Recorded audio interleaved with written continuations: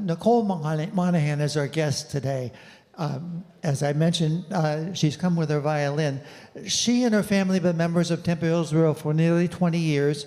Her 4 daughters have all celebrated their bat mitzvahs here, and she's been a member of the BSO for even longer.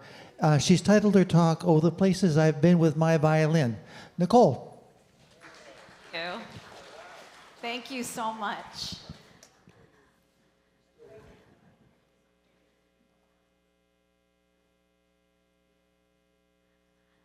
I haven't the faintest idea how I wanted to start this talk, but I thought it might be very interesting for you to see the very first violin that I played as a child.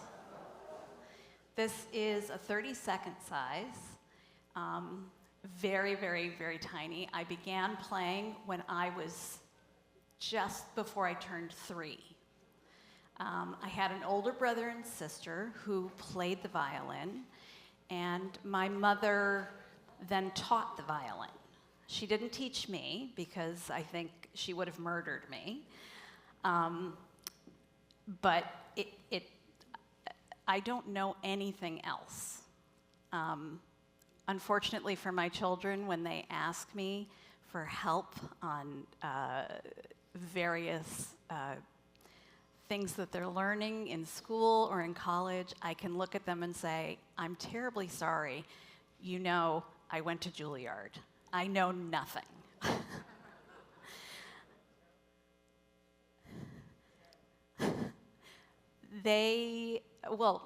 My children and myself are very fortunate. This community is extraordinary. They grew up here. They went to Hebrew school, many times bringing pictures of Christmas trees home. Not from me, but that's just what they did. On the flip side, I'm sorry, I'm going to just wander about. I want to just ask you how old you think stringed instruments are, generally. –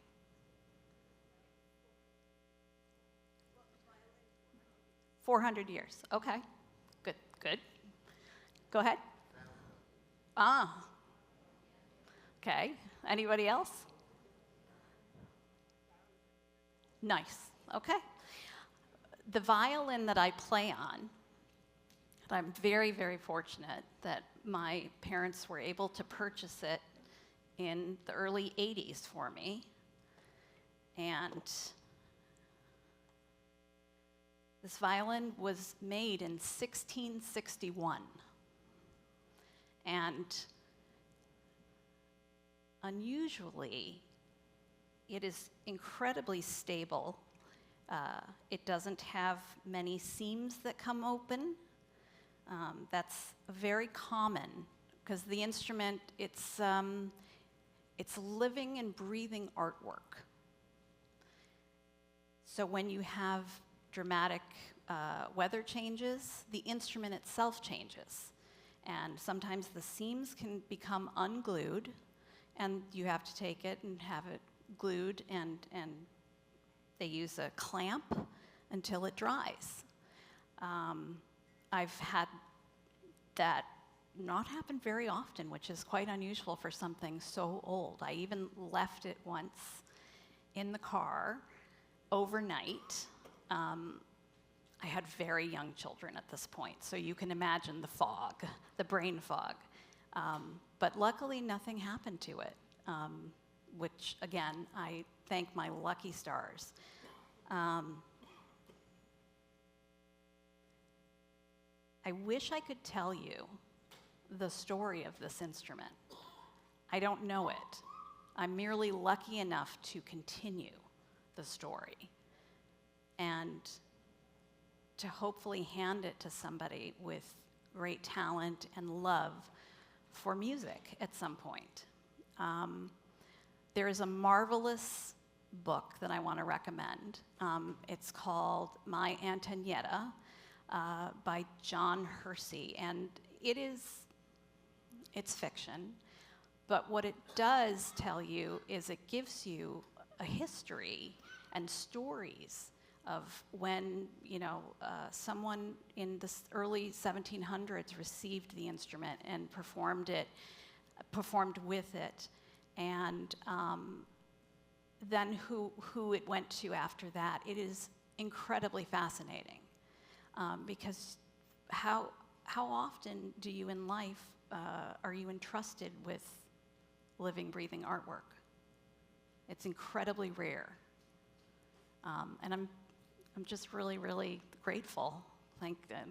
I tell my mother this all the time. Thank you, thank you, thank you, thank you. As you could tell, Monahan, it's not exactly Jewish. But what I can tell you is that my mother's maiden name is Jednikevich. Jeden means Jew. She was born in Romania and came here after the war, when they were in displaced persons camps and work camps, and they were lucky to get here. And now you know how I went from Monahan to Monahanishevitz, as my kids like to joke with me about. Yeah, and so I'm going to play a little something for you, and then I would love to answer any questions you might have. Obviously, I said already that I started playing when I was almost 3, and I was, as my mother said, I was a bit unusual. Violin was seamless. It was like breathing for me, as was the piano. And at the young age of 6, I performed for the Pope. I was on the Donahue show as a child, and as a teenager, I then went on to be on 2020 and started performing overseas and playing for international competitions. About 1 year into high school, it became very clear that I couldn't really sustain the practicing and schoolwork. So we made the decision that I would be sort of homeschooled, but I had tutors, so that I could practice and I could travel. And that led to playing and meeting the King and Queen of Denmark and various other luminaries. And at the age of 23, I was really, really fortunate to win a position in the Boston Symphony, where I've been now for 30 years. Thank you. Thank you. And in that time, raised my family and had this beautiful place to come to and call our second home. So I hope you enjoy. I'm going to play a little. This is one of my favorite things to play. I'm sure, I imagine everyone has heard of the composer Bela Bartok. And I love to play his Romanian folk dances. And I always, every time I've played this in recitals, many, many recitals, I always, this is from my mother. It's because she made this happen. I mean, I had something to do with it, but man, did she sit on top of me and make sure I did my work. So.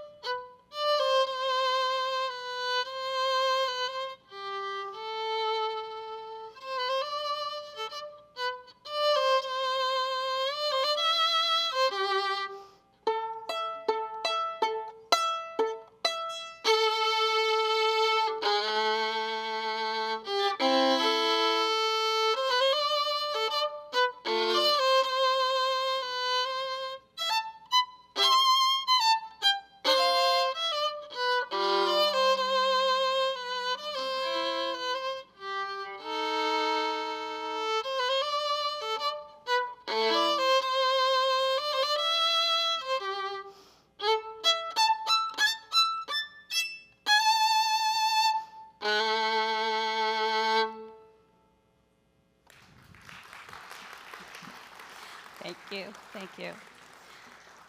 So that is just the first of 6. And that is, I'm not going to even try to say it in Hungarian. It's called, referred to as the stick dance.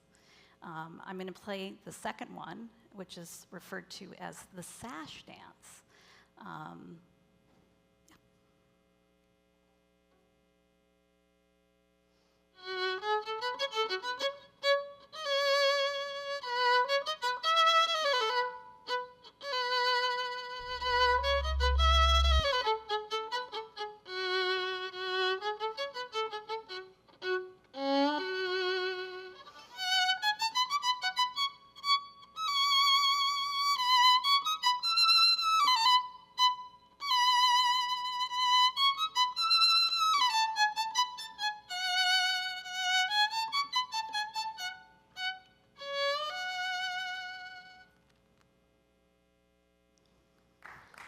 Thank you.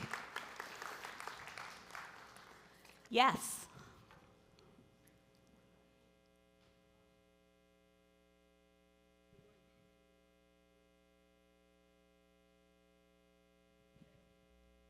Of course. I yield. I just did what they.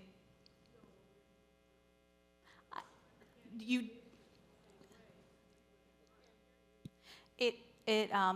They wanted to make sure that the music could be heard on Zoom. So that was the reason for the amplification. Obviously, I am almost never mic'd unless it's a Boston Pops concert and we have to be, and we're not happy about it. But I know. I'm sorry. I'll do my best. I'll try to. She asked if it would be possible for me to play without the amplification. Should I take this off?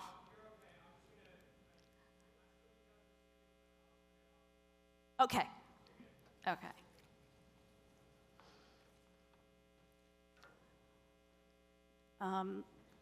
So the other thing that I am really fortunate to do is occasionally I have been invited over the years to come and play the Yitzgor service. And I always play the same thing, which is the Kaddish by Maurice Ravel. And I thought I would play a little bit of that for you because it's magnificent. There's no other word for it. It's utterly beautiful.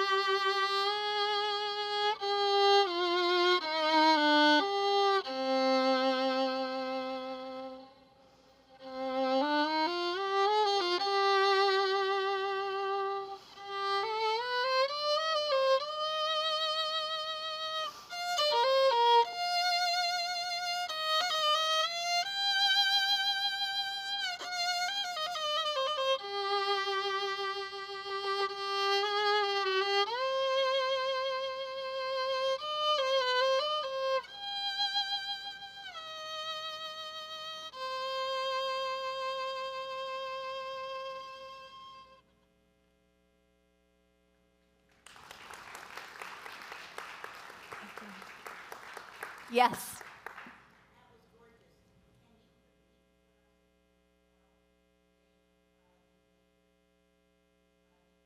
Yes. His name was Kappa, and he was a maker. It's Cappa.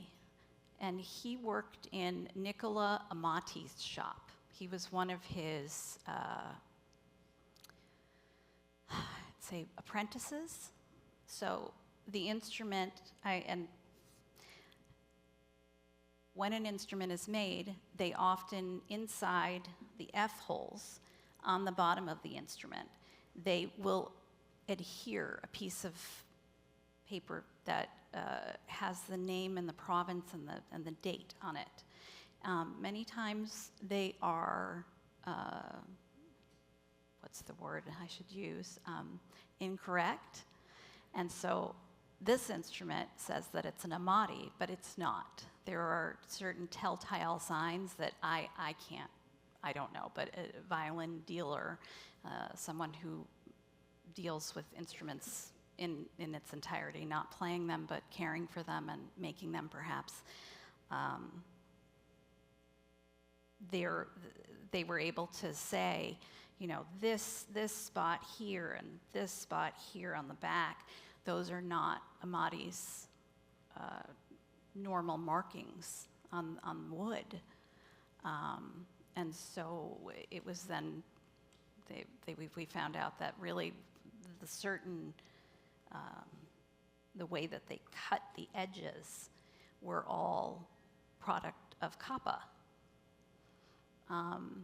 And even then, you know, when you purchase an instrument, it usually comes with an enormous amount of paperwork of who had it before, who was selling it before, I should say, not who had it. But they were able to discern, at least, you know, in the last 100 years, that it is indeed a Kappa. Yes, of course. Any other? Yes, please.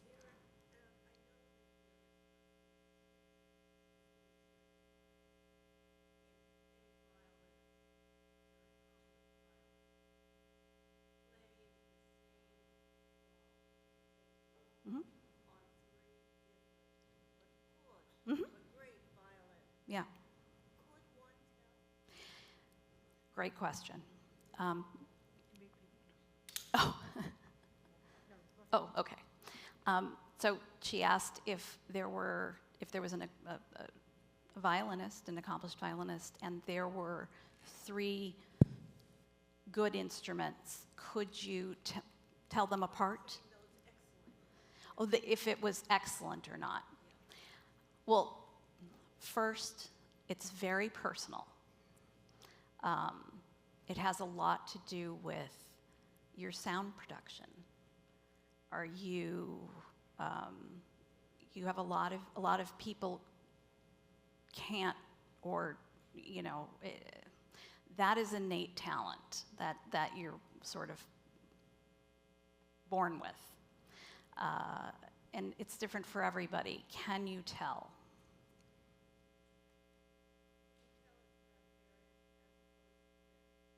I think that would be highly difficult. Highly. It would be very difficult. But again, you know, it's so minute. Stradivarius would probably be a bit cleaner sounding, but perhaps not as dark as this. I mean, this has a beautiful dark sound, which I've always loved, and it projects beautifully. The clarity is not always tremendous, but in a Stradivarius, the clarity is quite extraordinary almost every time. Yeah, I hope that helped. That's a tough one to answer. Can you say a little more, because you just at the very end, that was the question I was going to have, that you had, if you sort of took 3 different or whatever you think are the major makers, Yes. who are they, and how do you see the differences in the sounds? Hear the differences. Hear the differences.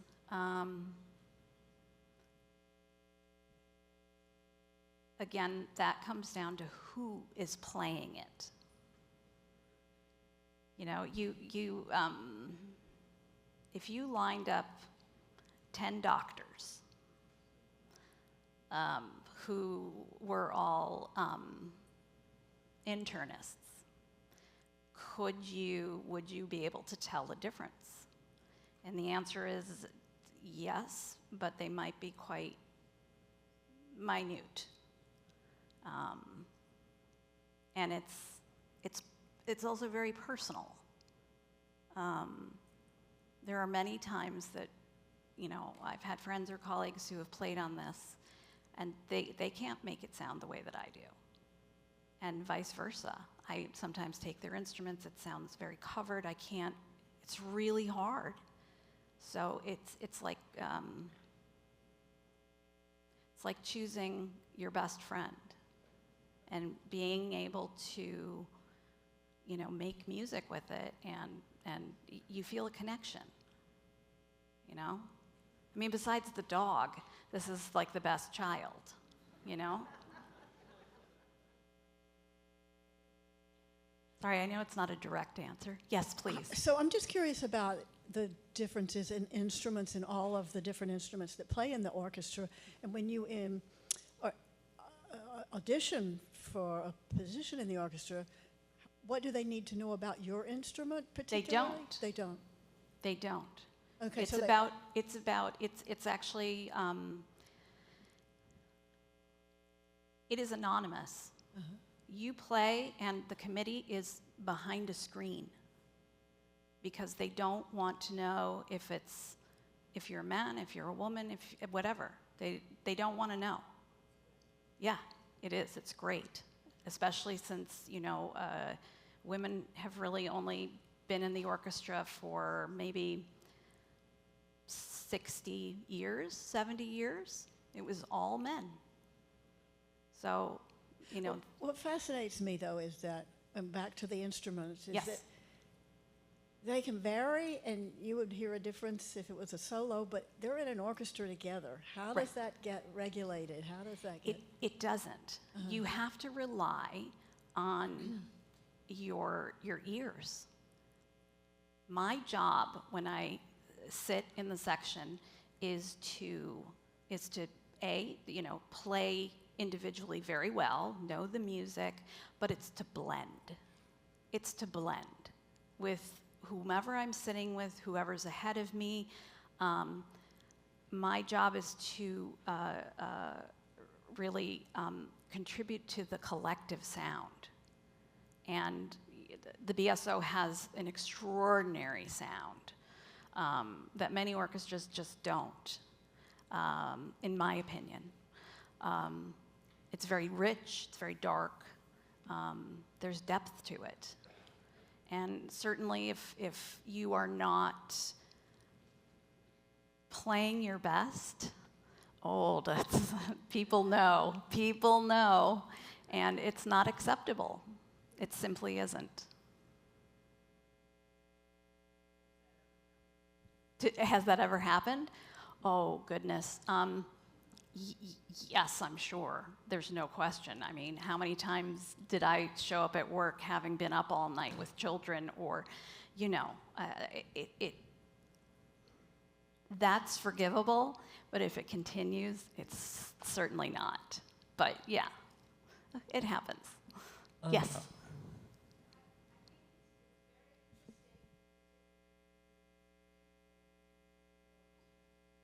Playing a wind instrument. Oh, yes. Because I play the flute, not that I'm in an orchestra, but you all play at the same time together. Mm-hmm. And the wind instruments don't. They play solos, or they have 60 bars of rests and you know, Right. a few measures of playing. And it must be such a different experience to play with so many others who are all playing the same notes that you It is. are. And I imagine that the phrasing, I mean, you must have to listen to each other so carefully so that you phrase it the same way. Yes, and that's also where perhaps a conductor comes in, because he would like his interpretation of perhaps what we're performing. That's his vision and what he hears, and we try to recreate that. And occasionally, you know, if the conductor we're not too keen on, which happens, we sort of play automatically. You know, we can play by ourselves for the most part, like all together.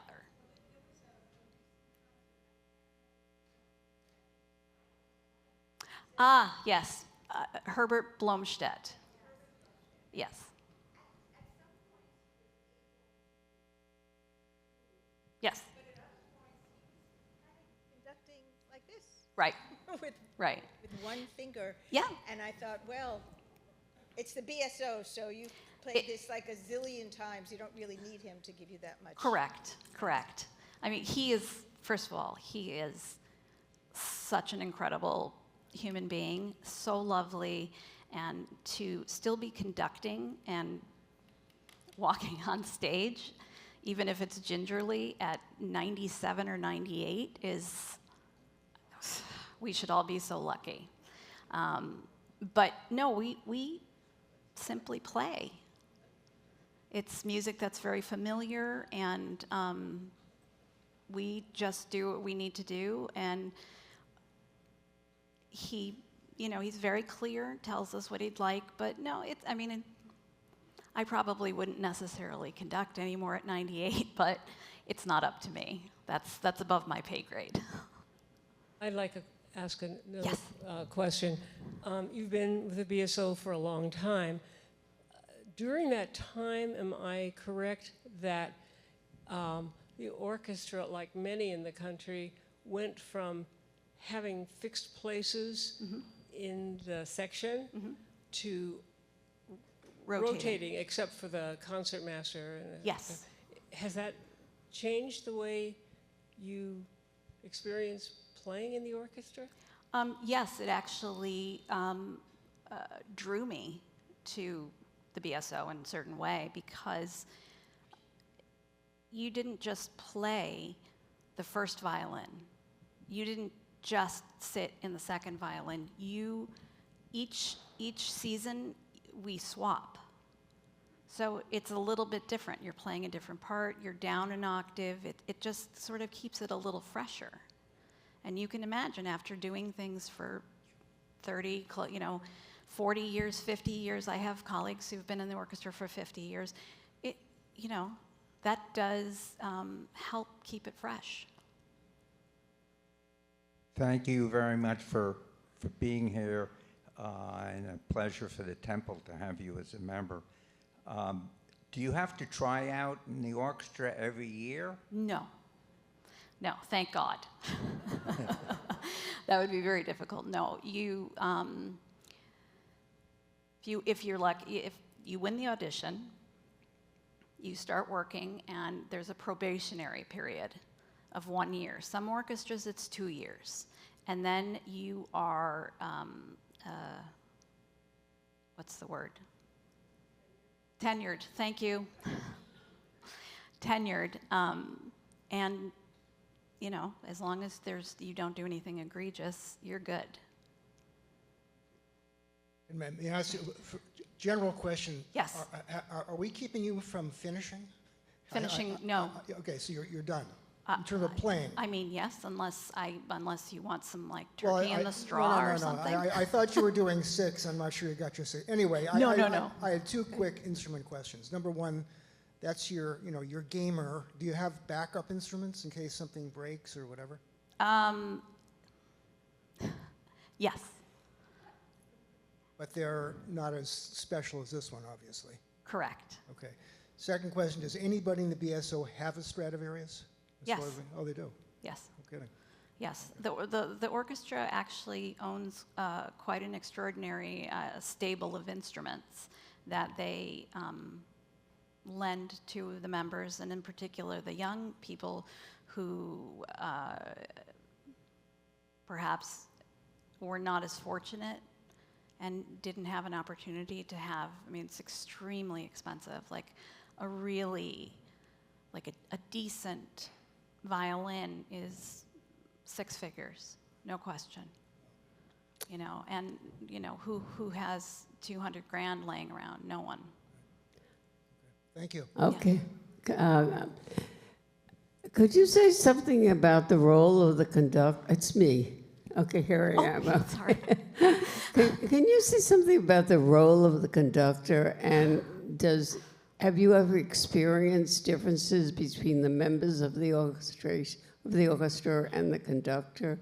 And how is that all, or is it always congenial? Which would be a miracle. I don't know. Are you asking for gossip? No, I understand. I understand. Like any other position, you are your colleagues with your boss. And there is a level of respect that hopefully you keep at all times, even when you're unhappy or something has happened that's not great, or they've, you know, behaved maybe improperly, something. You maintain a good working relationship because you have to, and that's your job. You don't have to necessarily like it all the time, but my job is to sit in that seat and play to the best of my ability, no matter who's on the podium. And that does not change, even if they're, you know, gargantuan jerks. We do fill out forms after each conductor, and we are able to at least tell our players committee, who meets with the powers that be, who was, you know, truly a wonderful experience or maybe not so wonderful. And there's always varying opinions. You know, we could have a conductor that the brass players and the wind players just loved, and the rest of us hated. Because, let's say, the conductor never balanced the orchestra and let the brass players just blast away, you know? And, or percussionists. It's very personal. Hi. I had, wait a minute. Go ahead. Can I ask? I had a question. As a musician, you go along a line. Mm-hmm.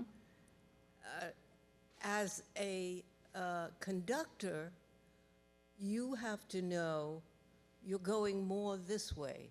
Mm-hmm. Do you know what I mean? Does the conductor actually know the note that the violinist, the cellist, the harpsichordist, they know that? How? That's part of their job. They have to be able. You learn it, and you can learn it in music school, where you read a score, and in all the different, you know, the cellos it's a bass clef, and with the violas it's an alto clef. They have to be able to read all those different clefs, and then transpose, and say, oh wait, no, oh is that note incorrect, because this should be this type of a B flat 7 chord. Yeah. They have to know that. They have to know that. Yeah. So if somebody is, if a cellist happens to hit the wrong note, they can hear it. Not necessarily, because when you're playing in the orchestra, and there's it's what we say, safety in numbers. So you can kind of like, you know, oops, okay, that wasn't so great. But no, the conductor wouldn't necessarily know unless it was a big oopsie, you know? All right. Like then that would be an issue. Hi. Could you just talk a little bit about the difference between playing like a classical Beethoven kind of symphony versus a piece that the symphony might have commissioned, where you might have the composer standing in front of you, and it's music that you're not necessarily familiar with? What's that experience like, and how does it all work out? Well, it depends. again, many of the composers each have a different flavor to what they're having us play, and they have a vision of what they want to hear back. Sometimes it is a great joy and really, really fun.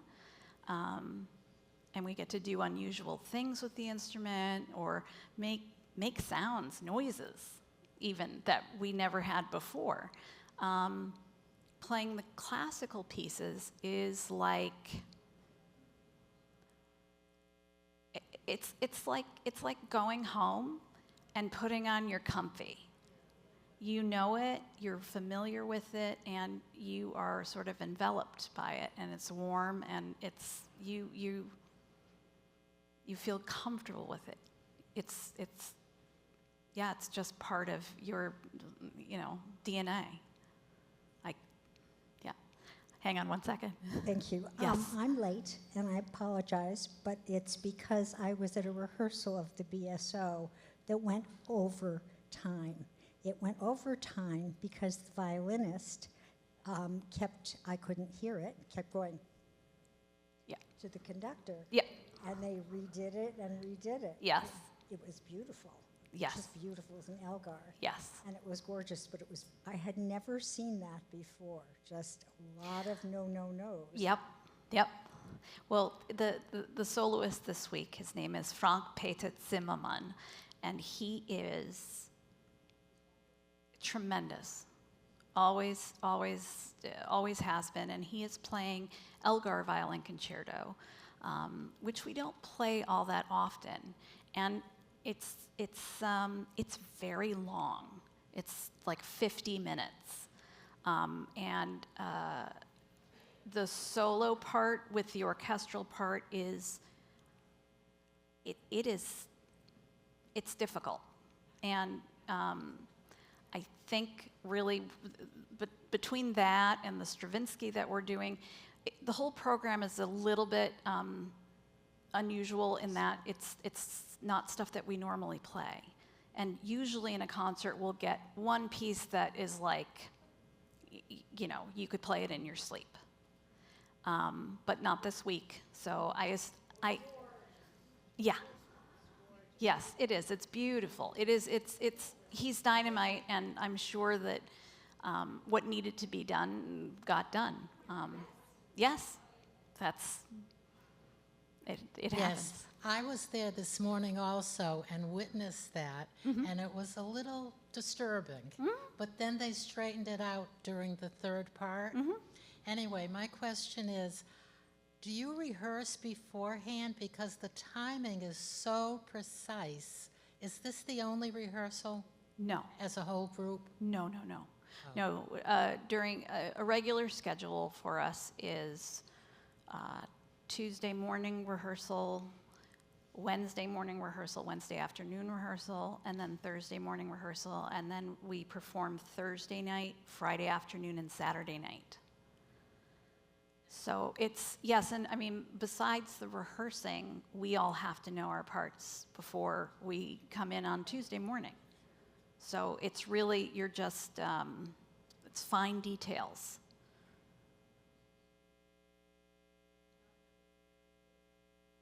Oh, he's quite marvelous, yeah. I have a question.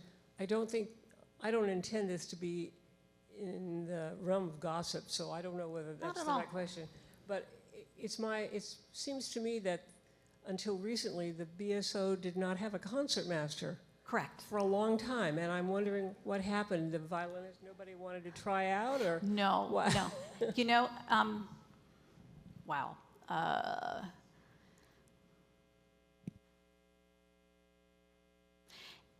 It's a very difficult process, finding someone that fits playing-wise, personality-wise, and the concertmaster is really the conduit between the orchestra and whoever's on the podium.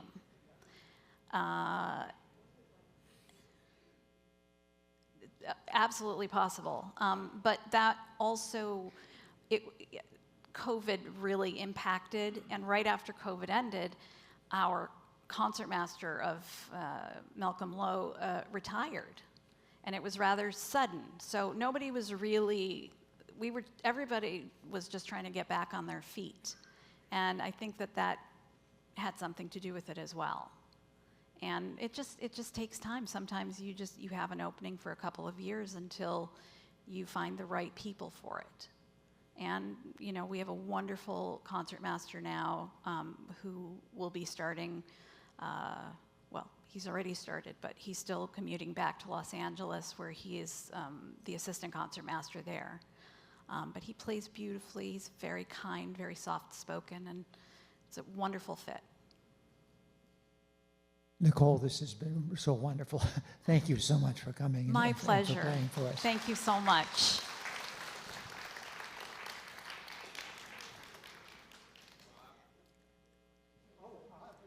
Larry wants your envelope. You are not allowed to leave without seeing Larry. Please give us our envelope.